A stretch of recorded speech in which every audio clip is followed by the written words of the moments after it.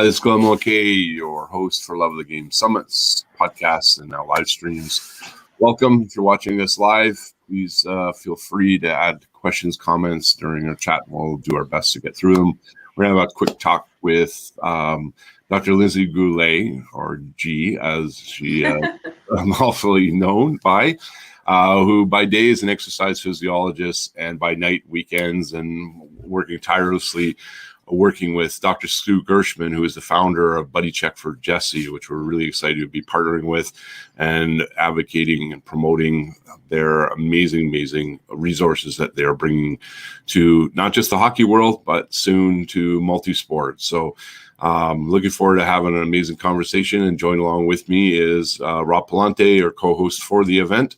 Looking forward to a great chat. So I will just put out the first question we ask everybody. Lindsay, why don't you share us a little bit about your story and tell us why you're so passionate about fitness and advocating mental health?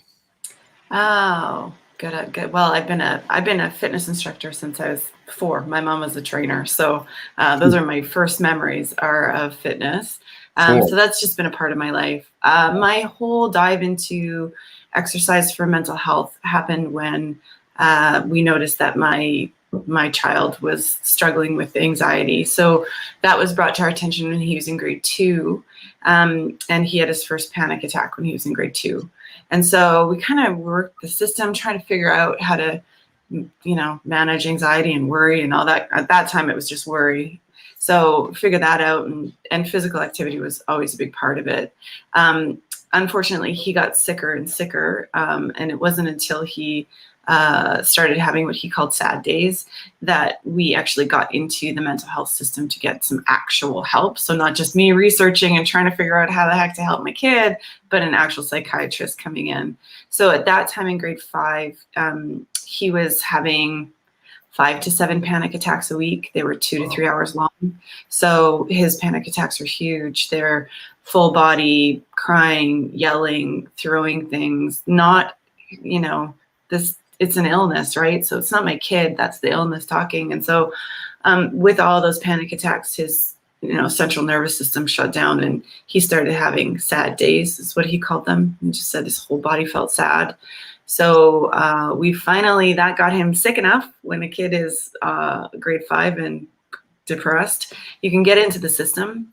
So we got into the system. He got diagnosed with 4 mental illnesses. So he's diagnosed with generalized anxiety disorder, social anxiety disorder, panic disorder, obviously, and depression. So that was in grade 5. So that was, a big awakening of, right, how can we advocate more? The system is obviously broken. Can't just be my kids suffering like this. So we started doing lots of research on how I could use my background as an exercise physiologist to help my kid. So I really dove into that research. And then he plays hockey. He's an athletic guy. He's super cool, amazing kid when I can get him on the ice. But when I can't get him on the ice, it's a real problem. But I think one of our big strengths is that my son allows us to be very vocal about what he needs, and he's not shy about it. He's not scared about it. He tells his story over and over because he just wants other kids to know he's not alone. So that gives me permission to talk to coaches, to talk to parents, to say, my kid's not being an ass. Sorry, he's not being a jerk. He's not being, a wimp about anything. He really is suffering from an illness. And so that opens the communication with the coach. And so when I get to open communication with the coach to say, this is how you coach my kid, this is how you can help my kid, don't do these things, this is going to help. And so we had a really great coach one year. And it was the first year that we had the Buddy Check talk. And so we were at the high part of diagnosing Owen. And we still didn't have a diagnosis. We were still kind of figuring things out with him, real open communication with the coach. And then the coach said, Linz, come and sit in this talk. We have a kind of team meeting. I had to be in the dressing room with my son. He's like, don't worry about it. We're just going to talk. And then he started talking about Buddy Check. And I was sitting there and talking about checking in on your friends and knowing that it's okay to have a bad day and to be supportive and kind. And if you see somebody having a bad day, talk to them. And I'm sitting there thinking, I can't believe this is happening in a dressing room. I can't believe a coach is talking to his kids about, like, let's just take a moment and check on each other. Like, if you notice your friend's having a hard time, maybe just reach out and say, hey man, you doing okay? How can I help you? How can I support you? So I was in that dressing room and I was just sobbing because my son looked up at me and said, he's talking about me. And I said, no, because I didn't want him to feel like, spotlight on him. And I said, no, he's talking about all kids having problems and all kids having to work through things. And he's like, yeah, so great, Mom. So great that he's talking about this. And then in part of the buddy check talk, it's about being a safe place. So the teammates have to be a safe place for their other teammates. The coach has to be a safe place for the players. The parents have to be the safe place. And my son looked up at me and said, Mommy, you're my safe place. And I was like, oh my God, this is it. I'm in. Whatever I can do to help buddy check, I'm in it. And that's our story. And we've been an advocate for it ever since. I believe in this so strongly. I feel this conversation needs to happen in dressing rooms. It needs to happen from the coaches. Teammates need to be very aware that kids these days are going through so much. And as we return to sport, we need a lot of compassion. Yeah, I mean, the timing couldn't be more appropriate because of this past 15 months of chaos, right? But you kind of set it up. I mean, it's a perfect segue. I think, Olivia, if we can play the video, because Owen has now become probably one of the biggest champions for Buddy Check for Jesse. So let's tee up the video so we get to know a little bit about Owen firsthand. Before Buddy Check, my experiences at the rink would be having panic attacks. My panic attacks look like me crying and some occasions getting mad and hitting stuff that is not human, like garbage can and my shoes. When I can't get on the ice, it's frustrating because I really want to do it, but I can, but I won't sometimes because it's just so hard to. Yeah, so it's sad. It's hard. Last year is when I got the Buddy Check talk, and as soon as we had that talk, everybody got super supportive of anybody who had a bad day, feeling blue, crying, even if it's not a panic attack. People in hockey, their attitudes changed as soon as Buddy Check, like everybody heard about Buddy Check, and their attitudes changed big time, and they were super supportive. Before, they really didn't know what it was, so they didn't know how to help, but now they know. As soon as I get on the ice after a panic attack or something like that, it's relieving. It helps me a lot. It makes me feel way better. And I just have fun after that. Who hasn't had a positive impact by Check for Jesse? I think everybody who hears about it is impacted in a positive and happy way. And that's what it happened to me. I can't imagine my life without Buddy Check because it helps so many people with hockey. Even if you don't play hockey, just learning about it makes you feel better because there's people who understand what you're going through. Buddy Check is 25% of my life.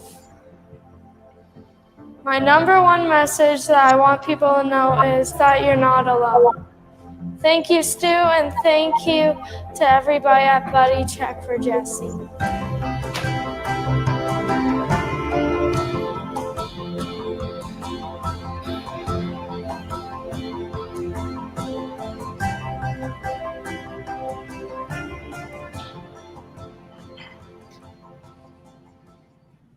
So imagine every time you see that video, you get a little teary-eyed, and wow, I mean, how old's Owen now, or how old was he when he did the video? So he was 11 when he did the video. He's 12, almost 13 now. So he's playing U13, second year, what I used to call, and Rob used to call Pee Wee, which we don't use anymore. Yeah. I just want to say congratulations. Your son standing up like that and voicing his opinion and being able to stand in front of his peers and acknowledge that, I'm dealing with an issue and I'm okay to talk about it. I think that alone goes such a long way, and what a great example he is for other kids his age. That and for the parents as well, because it's not something that we're taught how to deal with. Just like there's no handbook for raising kids, right? Mm-hmm. I've got a couple myself, and we kind of try to figure it out as we go. So I think it's great that he's able to stand up, and obviously he knows he's got the support of his mom and everybody else around him. And I think that's a great age because kids aren't yet really tainted by some of the social pressures. And so if they can start to build that foundation and that community at that age, I think it'll go a long way and help last through, the next evolution as they get into their teen years. Mm-hmm. So. Yeah, I think it's been for Owen, the conversation of not having a conversation is just not even available to him. Like he doesn't understand why people don't talk about it. He doesn't understand why wouldn't you tell somebody what you're going through so that maybe they can understand and maybe they will not judge so harshly. So he has a real hard time understanding why this is a big thing. I celebrate him all the time. I'm like, oh, and I don't think you know how cool you are. Like, you're so amazing to share your story and give me permission to do this. And he's like, I'm not. Like, why wouldn't we? I'm like, well, I think our generation just do not talk about this stuff. When you watch kids and they're open like that, like I said, they haven't been tainted with these ideals that we as adults grow into. We're not born with those. Right, we're open, free-spirited individuals that are sponges, and we're okay to talk about things and experience things. And it's the social, the socio-economic pressures that we learn depending on where we're growing up and the environment that we're in that start to shape us after, those imprint years. So I think it's so important for young individuals like your son and you to support them in these, in these type of situations, right? Yeah, thank you. Yeah, what I think was really cool too is that it came from a coach, and maybe plant the seed, the two things, the green and that particular Pantone of green, where did it come from, and how did that all start? And then secondly, how did the coach get the resources to actually do that talk that helped him so much that he talked about in the video? Yeah, so, green is the color for mental health. So when Stu decided to really focus on buddy check for Jesse, they started using that green tape as a support towards his family. Stu had a son die by suicide, and so that's how buddy check had started, was that these conversations were happening in the dressing room. And so Stu just kind of took that on and said, right, well, let's talk about it. Let's talk about mental health, and let's talk about supporting one another. And he noticed during his first talk that kids were taping their stick greens in support of Stu and his family and his kids. And so it's just kind of gone on from there. And so now green is the color for mental health. So but if ever I see somebody wearing green or a green bracelet or green tape or something, I'm like, yes, an advocate, because that's a sign to us that that they're open to talking about mental health and mental illness and all of that. So that's where Buddy Check came from, was just conversations that he was having with his own players. And then he realized that, well, it might not just need to be his players that need to hear this. So how can we make it so it's more available? So Stu's very connected in the hockey area. He's been a coach for years. And so he started to, put together Buddy Check for Jesse packages. And what used to happen was we worked with BC Hockey, and they helped set up packages that were delivered to teams and coaches. So in there would be tape, there was coaches' notes that the coach could read from, and then have that, and then BC Hockey really wanted those young players to have this talk. And so they got these packages delivered, and the coach just was given some nice kind of, notes. So it's a little less intimidating if you have notes in front of you saying, here's what you could say if you'd like to, and here's a script for you. That makes it easier for people that might be uncomfortable talking about mental health and mental illness. It's still, they're still stigmatized. And so we want coaches to very much understand that Buddy Check for Jesse doesn't necessarily mean at all that you have to be a mental health expert. It just means that you want your kids to be compassionate kids. You want your players to be supportive of one another, and you want your players that are maybe struggling with some type of mental illness, whether it's, panic or anxiety or depression or ADHD or whatever the heck is going on. If you're that safe place for them, it just gives them permission to be who they are, to struggle when they need to struggle, and reach out when they need to reach out. So we provide packages to coaches that have exactly that. The notes that you can, an actual script that if you're too nervous to even talk about it, you can just read the script and then look up and say, do you have any questions? And that typically is enough. So it's just being that safe place and opening the conversation that's available. So when Owen got his Buddy Check talk, it was the package that was delivered from BC Hockey to our coach saying, here's what we're doing. We really want to support this Buddy Check initiative. It's to help bring awareness to mental health in sport.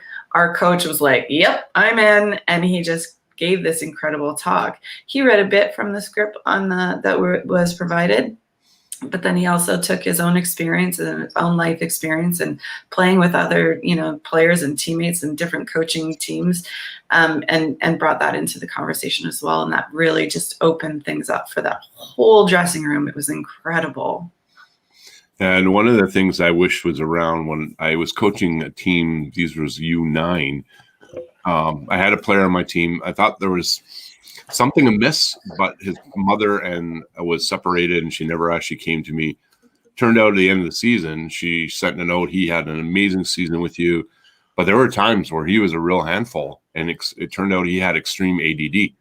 And he went away for a month, stayed with his grandparents, and during that time, he came off his meds. And I just saw such a huge transition, and I was like, whoa, and how do I deal with that? And unfortunately, coaches in general don't get the training to actually help kids, that whatever it would be. And it's exciting to see that this is coming to fruition that will help coaches at least bridge the gap, because we're not mental health experts by any means. No, and I mean, how intimidating, right? Like with this huge influx of anxiety and depression and mental illness that's coming right now. I mean, I understand that is intimidating. And whenever I talk to coaches about Owen, I'm like, I don't mean to scare you. And I don't mean to, I just need you to be really aware that this is my kid and this is what he manages. Here's how you can help him. Yeah. Here's what you should probably stay away from. And I would love, love, love for other parents to have that openness with their coaches. It's so critical to your kid's success. And so if there is open communication between a parent and a coach on their kid's behavior, that's got to take that guesswork away from that coach. I mean, that's got to feel real good. So I would, I suggest that parents need to be a lot more open about what their kids are dealing with. And then I also really think that every single team should have the Buddy Check talk, because it's just such a great platform. Yeah, I think that it really should start at that level with the parents and the coaches, and you could even take it to the next level higher. So I was really happy to hear, you guys say that BC Hockey supported this. Being here in Toronto, I've looked into some of the programs that the OMHA and the Ontario Hockey Federation and the GTHL, which you guys refer to as the center of the universe. But you are, Rob. Well, I guess that depends on which side of the universe you're from. But I think there's certainly a heavy concentration. Hockey's a big popular sport here, as it is across the country, but a bigger concentration. They have some programs. I haven't seen anything quite like Buddy Check. I know that coming out of COVID now, whether you have a clinical diagnosis or not, I know, being involved in the sport, there's a lot of kids dealing with a lot of different issues right now. And it stems from the home as well, and being locked down for however long we have been, and now coming out of it and having to, how do I act, and how do I socially engage again? And, as excited as they are, there's still, probably a little bit of caution on coming back to the rink and, integrating with other kids, because you don't know what their families have gone through, or their parents. And so really it falls on the associations and the coaches to lead the way in these conversations and become more aware. I've done some of the coaching clinics, and they make you aware of a lot of different things. There's really not a lot of discussion, as you're going through your certifications, as it relates to dealing with kids and mental health issues. And if there was a time that it should be brought into the system, I think now is the time. And it's great to have people like yourself and your son Owen lead the way, with real life examples. So.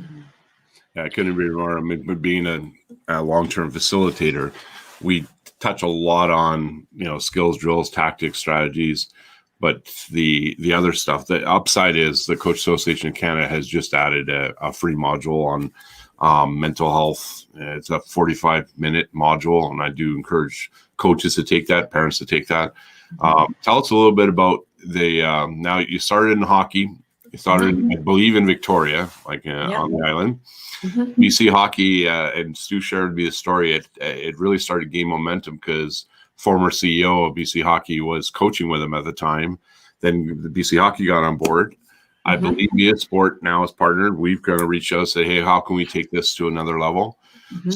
So coming out of the hockey space and then ultimately trying to go to the multi-sport space, what's happening on that front? Yeah, well, we had such good response from hockey. So hockey's, where our heart is. But we also know that in so many other sports, this conversation isn't just limited to hockey. It's not just hockey players that are struggling. It's not just coaches kind of wondering what the heck to do with these kids. It's all sports. And so we decided to go multi-sport this year. And so if you're a sport, we want you. We want to help you. We want to help the coaches. We want to have buddy check events kind of throughout the year. Our big buddy check event is usually in October. And that's just a great time for us to be having that. But we also want to encourage, if October is not the peak of your season, don't have a buddy check event. Have a buddy check event when it makes sense for your season, for your players, for, if you have a tournament coming, do it then. And, it doesn't have to be a big event. It could just be one coach saying, I think this buddy check thing is really cool, and I think I want to do it for our team. There's packages that you can download on the website that has all the coaches' notes, all the resources. You can buy T-shirts for your kids if you want to, and all of the money goes back into buddy check to help support other teams and that kind of stuff. So we just want to encourage any sport, swimming, ball hockey, lacrosse, softball, baseball, whatever, everything, any sport we're in. We just want to get the message out, and all of those resources are thinking off the top of my head here as you speak, Lindsay, and we're talking about coaches and associations and parents, but there's more and more individuals like myself that are working in the mental fitness space. We could be a great tentacle to help reach out, and there's a whole event coming up with people like us that are going to be talking, and we have different sports that we deal with, right? So we could certainly have those conversations, share that message, and it's just another reach into the community from not a coach or a parent that is dealing with different athletes on different issues, and mostly focused on mental health and mindset and mental fitness. So it's a perfect fit. Yeah, awesome. It's the infamous 6 points of contact, right? That's why we have 3 social media platforms, LinkedIn platforms. I mean, Rob and I have been going crazy to promote this event, and we're getting all kinds of people reaching out and sharing it out, which is awesome. So great. Stu also shared with me when I connected with him that you've now recently got charity status. So tell us a little bit. What a process that is. Holy smokes. Yeah, that's a big deal. That's why I want to give this plug. Yeah, that's all Stu's. Designated charity. This is Stu's heart, this buddy check for Jesse. And so if we can make it easier for people to donate to Buddy Check for Jesse and get that charity status, he's going to do anything and everything to promote. And so he went through all that process to get that charity status. So we are officially a charity. And that means we can give receipts out when you make donations. That means we can go after grants and proposals and all these things. And so it opens up our ability to blast this message out even more. Yeah, you get more onboarding when you can help. It's a win-win for everybody, right? So absolutely. The other than the hockey groups on a multi-sport scale, have you been able to tap into any others that are coming to fruition? Yeah, we had a great weekend with basketball with West Shore Basketball out here.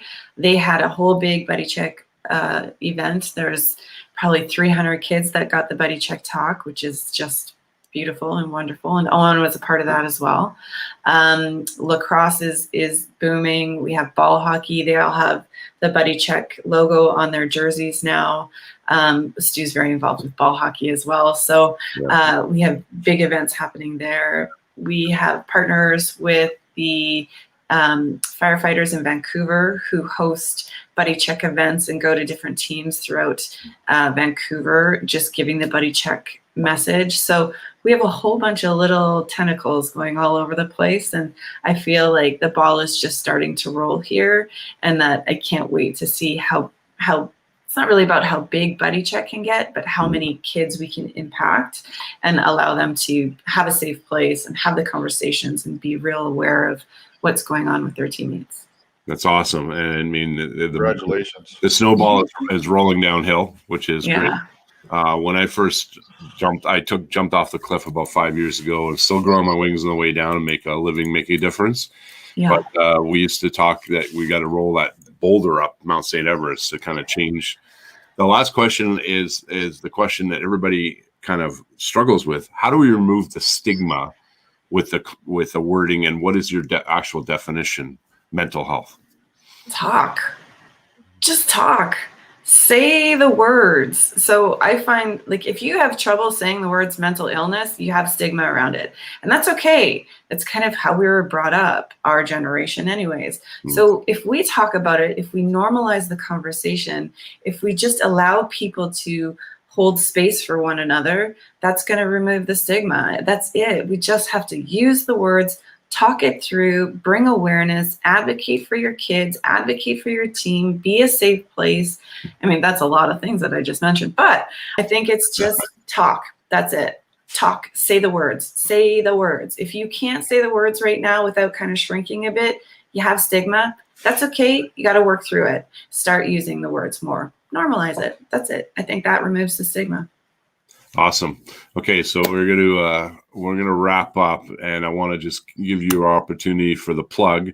How do people find Buddy Check for Jesse? Where do they reach out? Socials, Instagram, LinkedIn, website. You got it. All of that. So the website is buddycheckforjesse.com. You can get all of the coaching notes, the resources there. You can connect with us. You can donate there. We're on social, facebook.com/buddycheckforjesse. Same with Instagram. You can find us on Twitter as well. We're all over the place. Yeah, and you're basically wearing all those hats, plus you got a day job doing exercise physiology. So Stu shared with me too. It's still kind of a passion of love, and he's got all the other stuff, which is it's awesome. I can't give you and him kudos enough, and real kudos to Owen for being such a brave advocate and champion for this. It's amazing. Watching that video is like, wow, 11-year-old kid. Like that's huge. That's he's so awesome. Yeah. I think he's got a future in speaking. Yeah, if he can get through his anxiety, for sure. That's all part of it, right? Yeah.